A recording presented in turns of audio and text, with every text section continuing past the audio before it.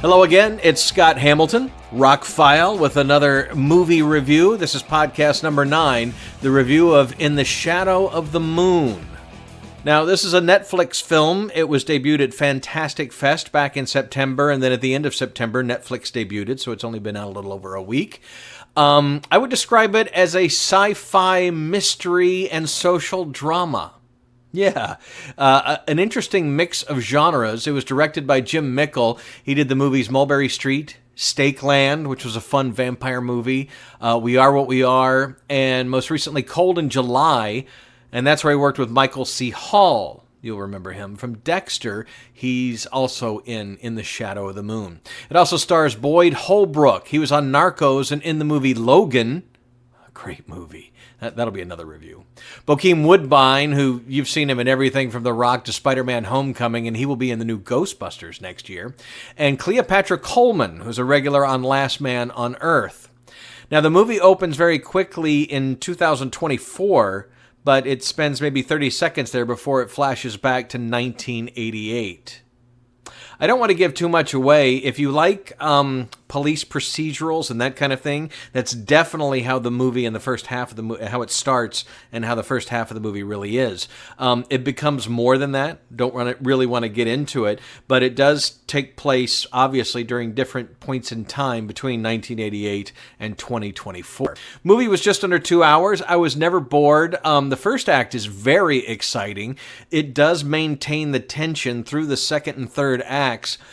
If I have a complaint about the movie, it seems to get a little sidetracked in some of the family drama that goes on, but not too much. I mean, those are really quick snippets, and then it gets right back to the main story. And I wish the ending had a little more oomph.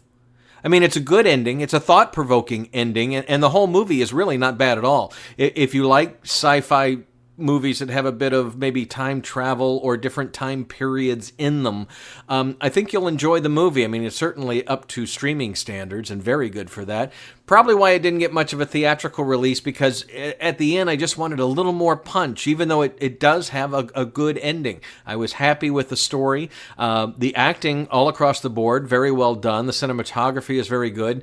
Some scenes really, really strikingly good. Very, very pretty movie in places, gritty where it needs to be. And the ending feels a little rushed, maybe a little bit. But again, the movie is just under 2 hours, so they did have plenty of time to tell the story. I really enjoyed it.